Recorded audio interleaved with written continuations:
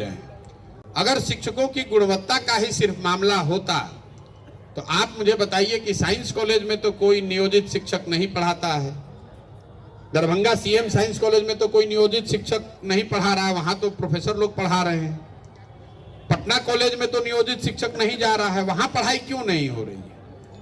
कहीं ना कहीं शिक्षा पर यहाँ की जो सरकारें रही हैं उनकी कोशिश है कि भाई कोई शिक्षित न बने, सारे लोग अनपढ़ रहेंगे तभी तो आप 9th फेल आदमी को भी मुख्यमंत्री मानिएगा। शिक्षा कैसे सुधारा जाए? दुनिया भर में अगर आप शिक्षा के मॉडल को देखेंगे तो आपको पता चलेगा कि ये जो बिहार में दुर्दशा है वो इस वजह से है कि समतामूलक शिक्षा नीति के नाम पर हर गांव में, हर प्रखंड, हर टोले में विद्यालय खोलने के नाम पर पूरी व्यवस्था को भ्रष्ट कर दिया गया।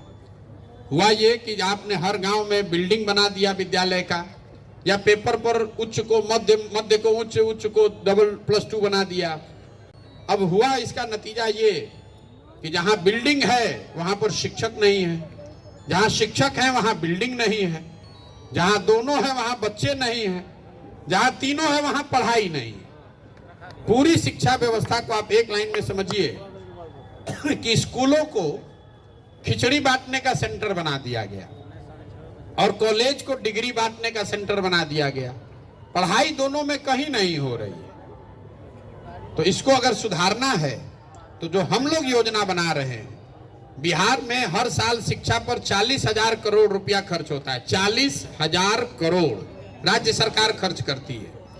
जितने विशेषज्ञ हैं वो बता रहे हैं कि अगर इसमें से 1/3 बजट 15,000 करोड़ रुपया निकाला जाए नई शिक्षा व्यवस्था बनाने के लिए, तो हर प्रखंड में कम से कम एक विश्व स्तरीय विद्यालय, आप समझ के लिए समझिए कि नेतरहाट के जैसा एक विद्यालय हर प्रखंड में बनाया जा सकता है। जब प्रखंडों को हम लोगों ने मैप किया तो पता चला कि कोई प्रखंड ऐसा नहीं है जिसकी पेरीफेरी 20 किलोमीटर से ज्यादा है।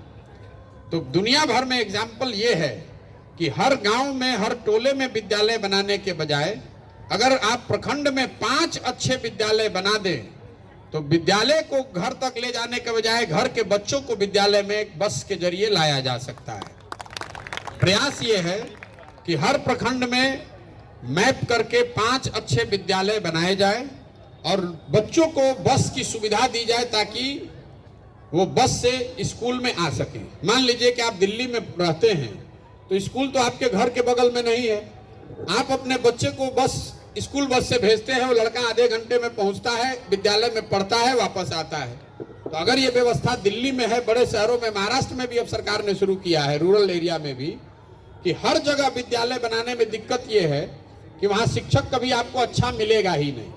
अगर आप उसको अभी ये नया जो प्रक्रिया शुरू किया है, डरा धमका के शिक्षक को वहां बैठा भी दीजिएगा तो वो पढ़ाएगा नहीं, क्योंकि वो खुद वहां रहने की स्थिति में नहीं है। उसका बच्चा कहाँ जाएगा? उसके लिए ना मार्केट है, ना रहने का घर है। इसलिए दुनिया भर में, खासकर स्कैंडिनेवियन कंट्रीज, जिसको अगर आपने नाम सुना होगा, नॉर्वे, फिनलैंड, स्वीडन, जहां पर शिक्षा की सबसे अच्छी व्यवस्था है, वहां पर लोग, सरकारों ने ये व्यवस्था बनाई कि शिक्षण संस्थानों को घर घर पहुंचाने के बजाय घरों को शिक्षण संस्थाओं से जोड़ा जाए। अगर आप 10 बढ़िया स्कूल बस रख दीजिएगा और 5 विद्यालय अच्छा बना दीजिएगा तो अपने आप शिक्षक भी उस स्कूल में रहेगा और बच्चे भी उस स्कूल तक पहुंचेंगे। और इसका जो बजट है वो हर साल हम लोगों के हिसाब से करीब 15,000 करोड़ रुपया है। अगर 15,000 करोड़ रुपया हर साल खर्च किया जाए तो बिहार के हर प्रखंड में एक नेतरहाट के स्तर का विद्यालय बनाया जा सकता है। और 5 वर्ष में अगर आप हर साल एक विद्यालय बनाएंगे तो हर प्रखंड में अगले 5 वर्ष में 5 को विद्यालय तो हो जाएगा। उसी से शिक्षा व्यवस्था सुधरेगी। अभी ये टीचर को ऊपर नीचे करने से, बहाली करने से सुधरने वाला नहीं है। कितना भी बैंडेज लगाइए, वो इतना बड़ा घाव हो गया है कि वो सुधरने वाला नहीं। पूरा आमूल चूल परिवर्तन होना चाहिए। आप अमेरिका में चलिए, आप किसी यूरोपियन कंट्री में चलिए, 40 किलोमीटर 50 किलोमीटर दूर पर लोगों ने घर बनाया है। लोग वहां पर, सरकार वहां विद्यालय नहीं पहुंचा रही है, वहां स्कूल नहीं, वहां हॉस्पिटल नहीं पहुंचा रहा है।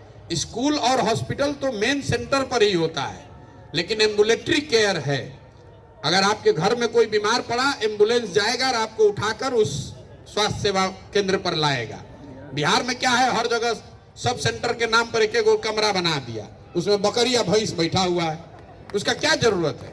अरे भाई, आप प्रखंड में एक अच्छा तो अस्पताल बनाओ, लोग अपने गाड़ी से आएंगे और उसको 10 को एम्बुलेंस दो ताकि एम्बुलेंस से लोग फोन करें और लोग उठा कर लाएं। आंध्र प्रदेश में ये आरोग्यश्री लागू है, लोगों ने कई राज्यों में, केरल में ये व्यवस्था लागू है कि आधे घंटे की दूरी में एम्बुलेंस इतनी बनाई जाए कि आधे घंटे में आप अस्पताल पहुंच जाएं। तो आप बताइए कि आपको वो बेहतर है कि बकरी या भैंस वाला सब सेंटर और पीएचसी नाम के लिए कि बगल में वो सब सेंटर है, कभी खुलता ही नहीं है, 2 महीना में कभी एक बार डॉक्टर साहब आते हैं, हाजिरी बनाए चले गए। तो शिक्षा और स्वास्थ्य दोनों के लिए जो हम लोग की समझ है कि हब एंड स्पोक मॉडल होना चाहिए। इन सेवाओं को, इन व्यवस्थाओं को जनता तक ले जाने के बजाय अच्छी व्यवस्था आप बनाइए और जनता को सुविधा दीजिए ताकि वो वहां तक पहुंच सके। ये हम लोग की सोच है।